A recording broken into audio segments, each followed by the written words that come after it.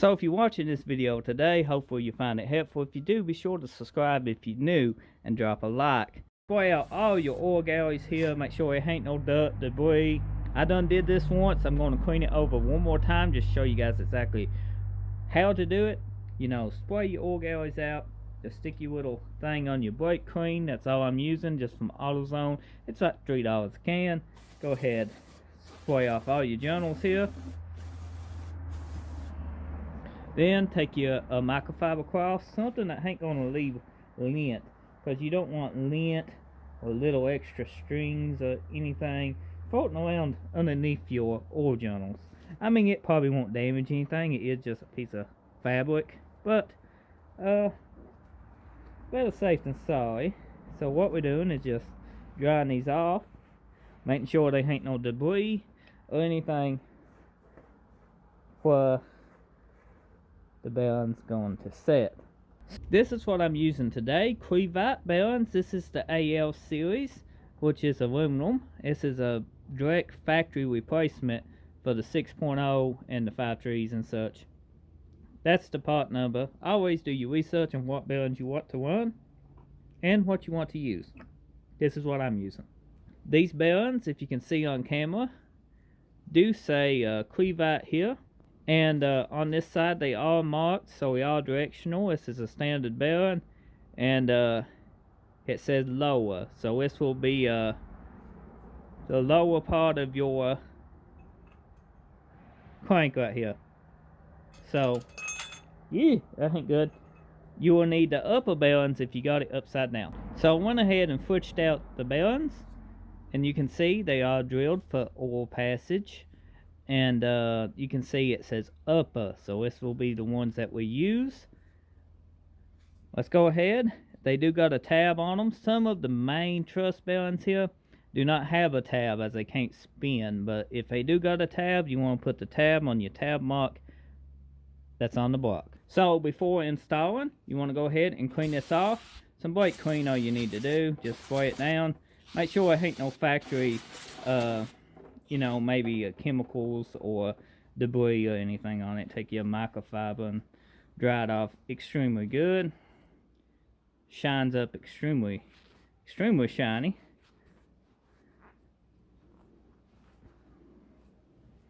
Now some people put oil underneath these. I do not. I put them on pretty much dry, because this side here and here can affect your clamping force if oil gets trapped right there.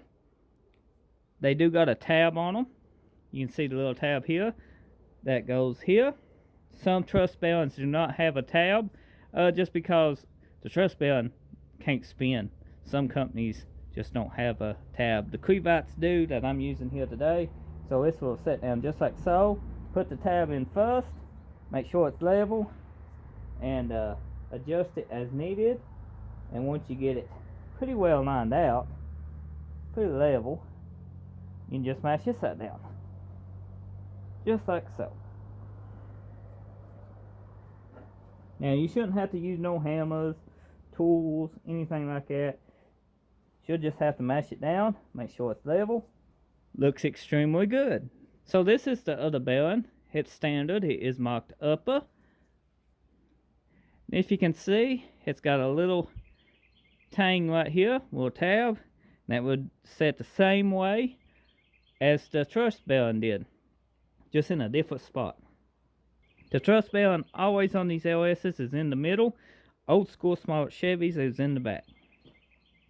So go ahead, get you some brake clean. And see, we got some debris and stuff on this from the factory. Go ahead, spray it off and clean it.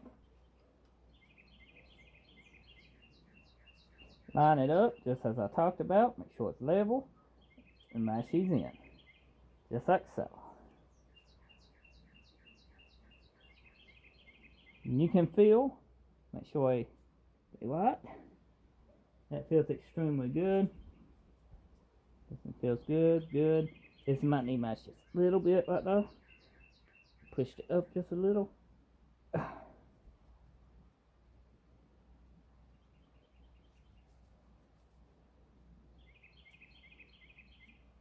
Okay, we'll take that. So I'm going to go ahead and clean these up, get these installed, and move the video on to the next step.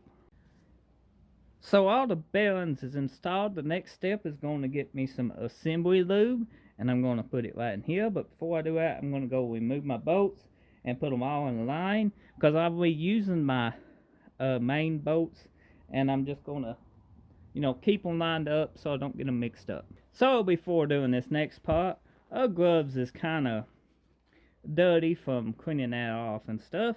I'm just going to replace scrubs. I don't want no extra grit. Pretty well getting on the bearing, and I will be changing these in just a second anyway, so it really don't matter what the gloves look like on my hands as long as it gets the job done. This is what I'm using for assembly lube. It's Ultra Slick Permatex. Let's go ahead and apply some assembly lube to this. Now this is extremely sticky, if you can tell, and it works really good. And the thing about it is that it dissolves in your oil, and it actually dissolves pretty fast. I did an experiment before by adding some in this. Now this might be a little bit too much assembly lube, but I mean, it's a new motor. We want to give it as much chance of life as we can. So go ahead and put a little extra on it, just for added measure. I mean,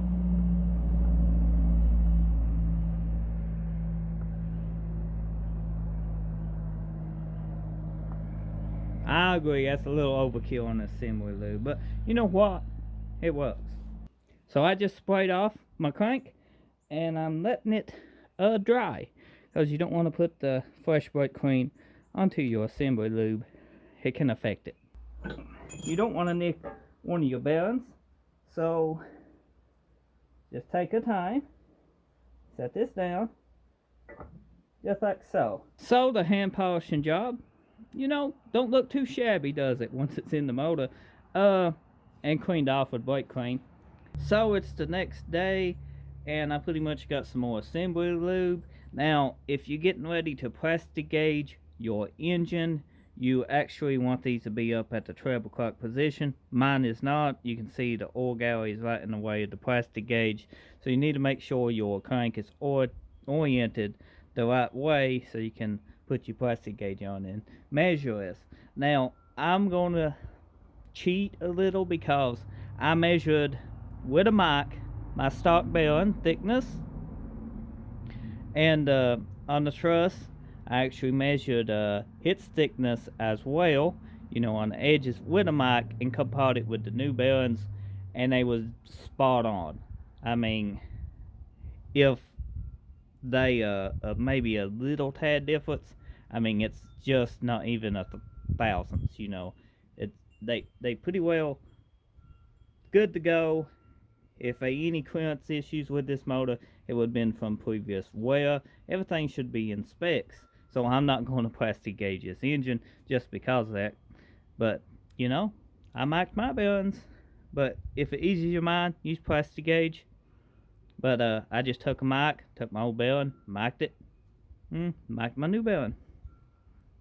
Pretty close. So, good enough for me. So, we're just going to go ahead and put some assembly lube on all this, because we can. We don't want no dry starting issues. Gonna lube that truss bearing up some right here too.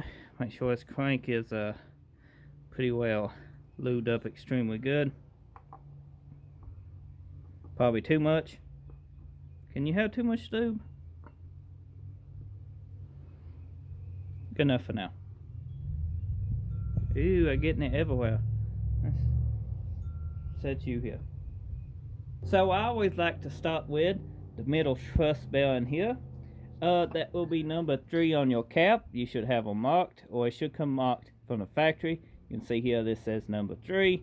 We're good to go. We're going to clean it up with some brake clean, same way we did the bottom bearings, but I'm going to do it over here, not over top of the engine. The next step will be taking brake clean and cleaning your new bearings off, same way we did the bottom. And you want to make sure you got the lower ones for your lower main caps. You can see it says it right here. So this is the truss bearing.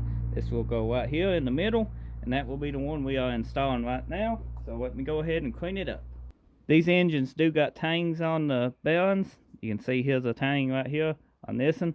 A tang is on this side right here. It's only one spot. Now the backings do got two places for the tangs, but if you notice, this tang's on the opposite side when lined up. So install the same way. Mash it down to its level. That needs mashed a little bit more. Make sure both sides level. Shouldn't catch your fingers. They don't. So go ahead and install this. Now these face the tree going towards the back of the engine, the little knob here, and then the wheel one will face forward. So let's go ahead and put some assembly lube on this side too. You want to keep your bearings as clean as possible. So let's go ahead and drop this one down in. It'll go just like so, and you sometimes have to use a rubber hammer to tap these down. Now you do the same for the rest of them, and when I get to the last one, I'll show you exactly what you need to do, and the front one. When I was applying the lube to this bearing, if you notice these little scratches here, I didn't do those. Those are straight out of the Crankshaft box, and you can tell the scratches are actually put into it before the bevel. They actually deeper than the bevel. If you look, the bevel's extremely smooth. You can tell. Fingernail does catch them, but they've been grinded and they smooth to the touch. I mean, they ain't got no nicks or anything on them. They all aluminum bearing, by the way, all aluminum bearing. I'm gonna run it, but always check your bearings, and you never know. You know, this one's on the edge. That ain't the main part for the load too, so they probably would have discarded it if they was in the middle. But what's on the side here, and this was from an eBay listing, this Crankshaft set of bearings, and it was extremely cheaper than the 120 at the auto parts store. I think I got these like $60, so I guess that seller gets these at a discounted price and sells them cheaper because of little defects like this. So that's something to look out for. But I'm going to install this one. Which way does your tangs go on your LS engine? So I figured this might be helpful information if somebody's assembling one of these. I noticed, you know, a lot of people might not know which way the tangs go, especially if you're new. So you got a number 5 here and a number 4. They are exactly the same. So GM pretty well drilled 2 tangs on the number 1 and number 5 so I could use this on either side. Well, what it does, it confuses a lot of people because you can put your bearings in wrong. Which way does it go? You got a tang here on the front of the motor. You can see where the factory side that the tang goes on is opposite. Now I tore down this factory 6.0. It's 2005 model, and I noted every bit of it as I took it apart. And I didn't remove my bearings from the main caps to assembly, and the tangs was on the opposite side. So if you're wondering which way you need to put it, tang is opposite to the other tang. It's the way I'm assembling this motor. This is the way it came from the factory. That's the way I'm putting it back together.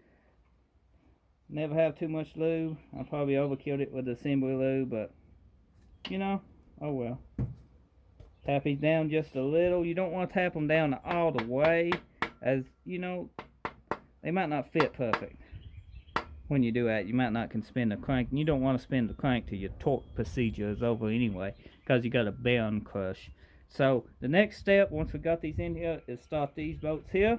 So this is the first part of the torque sequence. I went ahead and just very started these. These torque down to 15 foot-pounds. And you want to torque them into the middle first, and then jump over here, here, here, and here. You know, start in the middle, work your way out. They are different ways you can do it. That's the way I'm going to do mine. Now, oil, put a little bit of oil on your threads and under the head of your boat. That's what I'm doing. My boats is pretty oily. And make sure you clean your boat hose out. That I got all kinds of pretty well lube in. yeah, you don't want that getting in your block, maybe cracking a block or something. So if you feel it building up pressure, let it off. It's that simple.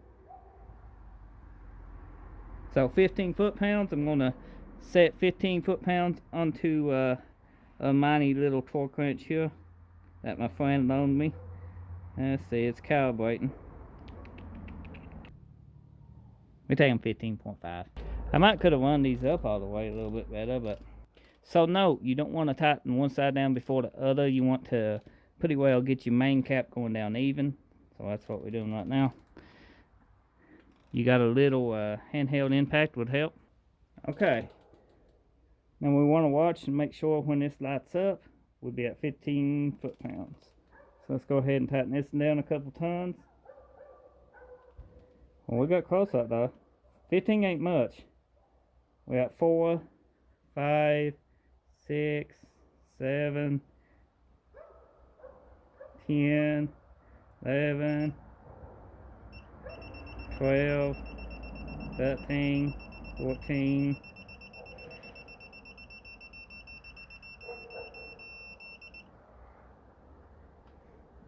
Fancy.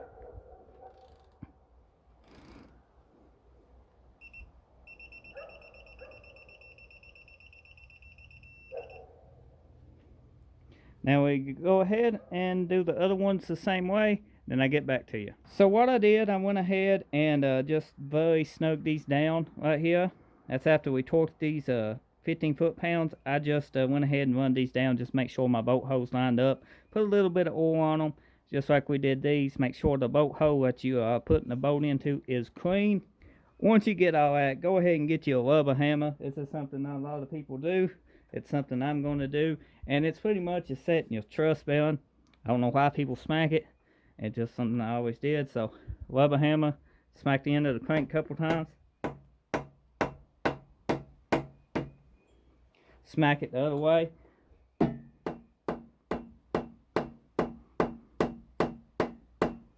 Do that about 1 or 2 or 3 times. I think it helps the truss bearing set.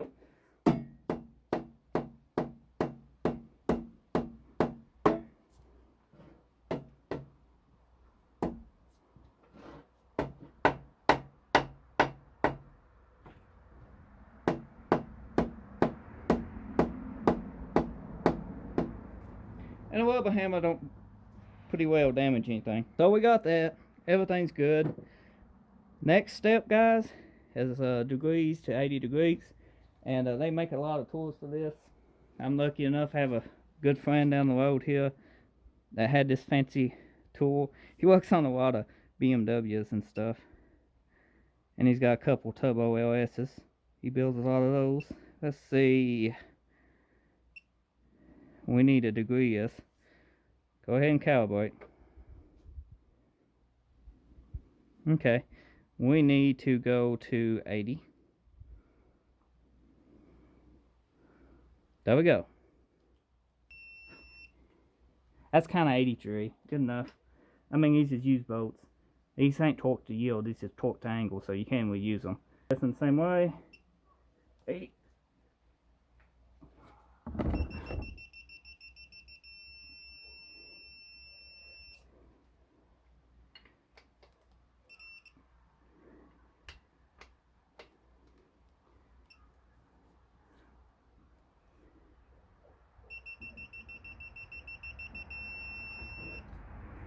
So we're going to take this down to 15 now foot-pounds and do the outer bolts. That's what's next. And they go in the same torque pattern as the other ones pretty much. 15 foot-pounds. Let's go. We're going to take it to degrees, and 51 degrees is what we need it to be. So let's start the same way, same torque sequence. Everything should be good to go. Calibrate this tool. It should have been calibrated, but just in case. Here we go. 51. That's 53. Good enough. The last step, guys, is the side bolts. Goes into your main caps. Put your little thread lock on it. You don't have to, but definitely put you some sealant around the bolts. Even from the factory, they do a little bit of sealant just to keep these from leaking oil.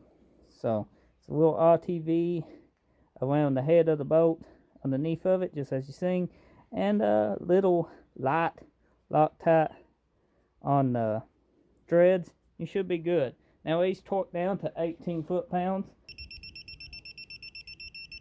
Okay, that's a little bit over 15, about 16.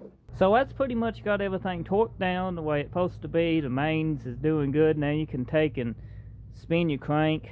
This one spins over really good. I could actually spin it with 2 little fingers, hardly any force. It does pretty good. So if you found this video helpful, as I said before, drop a like, leave a comment. I enjoy hearing from everyone that this video may have helped. And hope you subscribe to the channel and stay tuned for more content. Thank you for watching.